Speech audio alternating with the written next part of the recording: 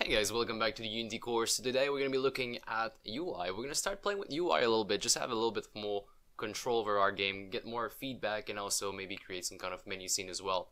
So I'm going to go over this fairly quickly. The reason is I have a lot of tutorial on UI on the channel. You can of course look it up using the search bar on the channel page, but it's not something that is too complicated. It just really takes a lot of practice, just remembering all the steps you need to take to actually make, say, a button work, or how to make communication in between two scripts.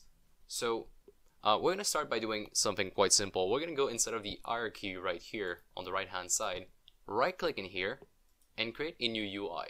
Now whatever you choose in there, if you don't have a canvas already, it's going to create you one. Now I'll touch more the canvas in a second, but let's start by creating a score text. So basically I'd like to have a text that is just reminding me how big my snake is, basically. So I invite you to look at your hierarchy. Here's what happened. When we create a text object, it did of course create our text just like we asked, but it also created a canvas and also an event system.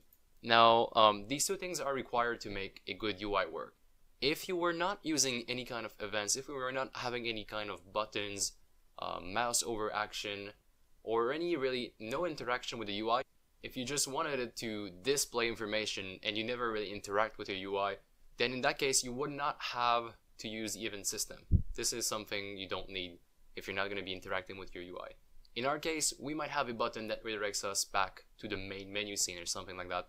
So I leave it in here, and also if like one day you're making some kind of game, adding the UI, just creating some buttons, and your button, they don't work, just make sure you have an event system. That might be the biggest cause of your problem, basically.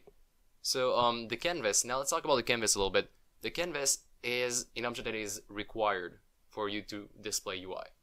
Let's have a look here. If I was to actually just put my text right here in the middle of the canvas, you can see it at this moment. The reason you can see it is because it has a component called canvas renderer. Now for this canvas renderer to work, it actually needs the canvas itself. Canvas is a component on top of its parent, so right here it is, so this component right here. And if the canvas renderer doesn't have access to that, it just doesn't work. And the way it has access to it is because his parent is the one that should be holding canvas. Now if I take this text and I just bring it outside of the canvas, it is no longer being displayed. It still exists, it's still a game object, still has a text component on it, still has a canvas renderer. However, the canvas renderer just doesn't know where the canvas is. So you gotta make sure that this is always a children. All the UI objects you have, they're always going to be children of the canvas. And that is really important because the canvas drives a lot of settings in there. So it's going to drive the scale of your object, like you have a canvas scaler here. It's going to drive a lot of stuff such as rendering order and also which display you're putting that UI on. So if we are just trying to make a standalone game like we are right now with the snake game, I would recommend that you go over here on the canvas scaler and you tell them to scale with the screen size. This way, if you just stretch your screen, it's always going to be the same thing no matter what. In our case, we're going to be using a 16:9 resolution, which is what we should also be using when we're making our game. So to actually choose on which resolution you're trying to make, that is always going to be depending on where you're building this to. So are you building this for iPad? Are you building this for standalone PC games? In my case right here, we are building this for standalone PC. So I'm going to be using a resolution that is quite common, that most people have. It is a 16:9. So if I go under game here, I can choose 16:9, and it's going to just rescale the thing for an actual screen. Now if you were building this for iPad, for mobile phone, for tablets, you could be using, say for an iPad, you could be using a resolution that is, if you just change the aspect ratio for 4:3, that is the scale of an iPad. So you would actually make sure your UI fits with that screen, make sure everything is really centered around that kind of resolution. In our case, like I said, I'm going to be using 16:9, and you modify it inside of the game scene. So, not the game scene, sorry, the game actual window. So as you can tell here, I'm swapping in between my game and scene view, and I have to be in game view to actually change the resolution. Now, something you're going to notice when you change this resolution is that your canvas is actually going to follow. Your canvas is made for that specific resolution you're building into. You're making your game around that resolution. Your canvas fits that.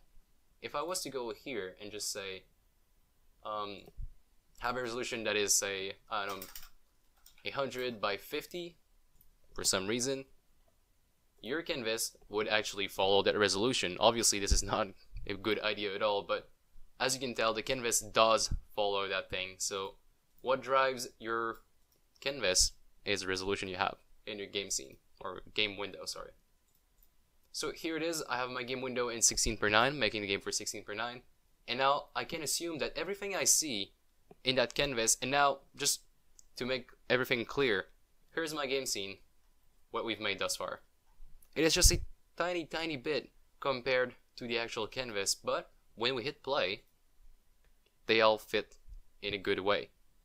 So don't worry if your canvas is like that big. It's using pixel screen resolution. It's not actually using the world coordinate.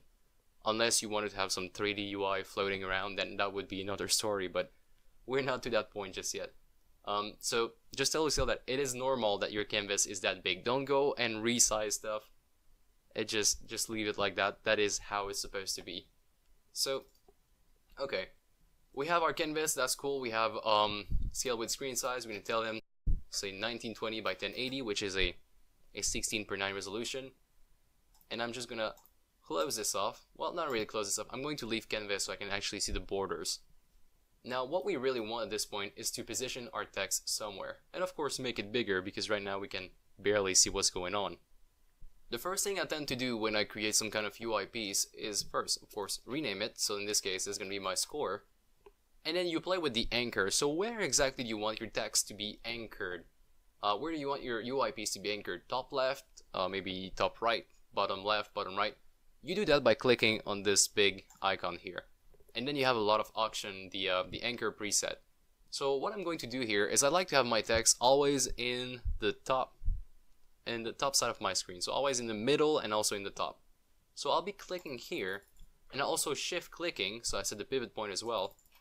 And as you can tell, I have my text selected right here, but the pivot point is actually at the very top. So if I just reset everything, put everything on 0 and just give it like a normal width of, say, 300 by 100, then as you can tell, it is really just set here. It's really just matching the anchor. So that could be something I like. And then no matter what your screen resolution is, it's always going to be in the top center like that. And then you can actually give it a padding. So say I like it to be -50, so I have like a little offset at the top. So that could be something that works as well. Maybe increase the width here. You have some alignment just like in any good text editor. And you can say, just preview your text, say score 15. So your score is currently 15, or snake length 15. Now of course that text is going to be modified every time you have a new point. But the thing is, we just like to have something to test this out to see how it's going to turn out in the game. So if we just hit play right now, are we satisfied with that? I mean, we could be satisfied with that. I think it looks a little bit bland. It doesn't really stand out too much. So what I'm going to do is, on top of my text, I'll also add a component called outline. This way I can actually see a little bit better what's going on. Maybe increase the size to say 75. And I tend to enjoy that a little bit more. Now of course you can change the outline to whatever color you'd like. In our case, maybe red, because the apple is red, who knows. You just have fun with that. There is a lot of things you can change. You can change the effect color, you can change the actual text color. The font, so if you were to import the font in your project folder, you would have access to your font right here by clicking on the little dot sign. You can also put that in italic, bold, and just typical text editing, right? So that is really all you need for a normal text component. Now I'm satisfied with this, and let's just have a test how exactly it reacts in a game.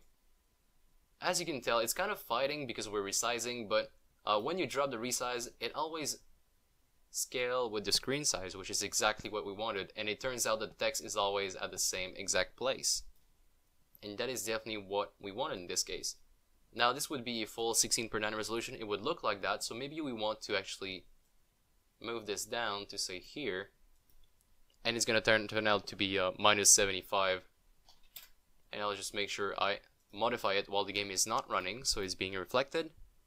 As you can tell, my UI is now here. Now this next thing we need to do at this point is to connect our code, our actual code, so whenever we eat an apple we get a score increment, right? So we change our score. We need to connect that to our text component. As you can tell, this is just a single component, just like all the other components we have.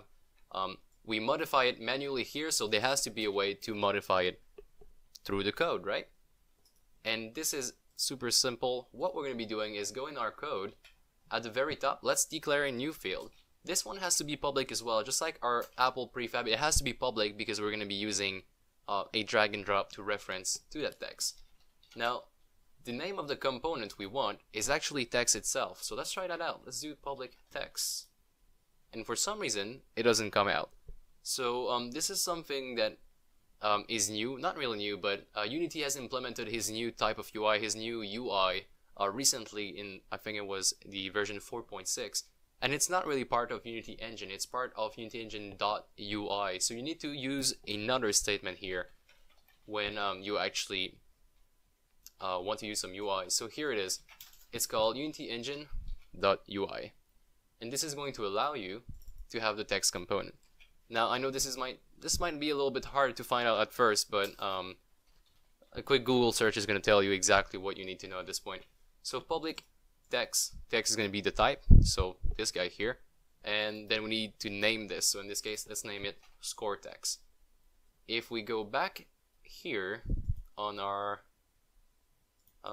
snake, we have the snake script, and then on the snake script there is a score text right here. We want to drag and drop our score in that field. This way it actually points toward this text component. So to recap really quickly, on our snake we have a field called score text, and score text points toward this text component, this one.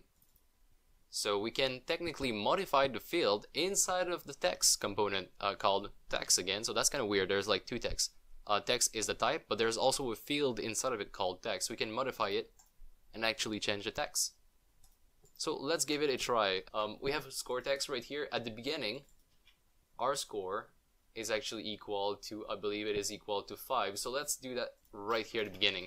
So score text dot text again, that would be the string, and then we need to feed it a string. So right, our string is score, 2 dots, and then we add a number next to it. The number is going to be snake score to string. And we can copy this line and just put it also at the place where we gain points. So when we do snake score plus plus, which is right here when we eat an apple, let's also do score text is equal to score, snake score to string, which is going to end up with something like that. So as you can tell right now it says score 15. When we start the game, it's on 5. So we start with 5, right? That's the initial score. When we eat an apple, we go up to 6, then 7, 8, and it just keeps going on like that. So we can now keep track of our score through a piece of UI, which is going to be way more easier than just counting down the snakes. And that is pretty much it, guys. That's pretty much all we have to cover today. It's we've done a little bit of UI. We're going to be doing more when we create our menu scene in the next episode. We're also going to be creating a button, so adding some function calls to buttons. That's going to be quite cool. So guys, thank you so much for watching, and I hope that you learned something. I hope that you enjoyed it. And if you did learn something, just go ahead and leave me a like. It helps out quite a lot, more than you might think it does. But it helps quite a lot, so please just leave a like. Check out the Facebook page, check out the Patreon page, all that kind of stuff that just keeps me going. And I will see you guys quite soon with the next one. Cheers.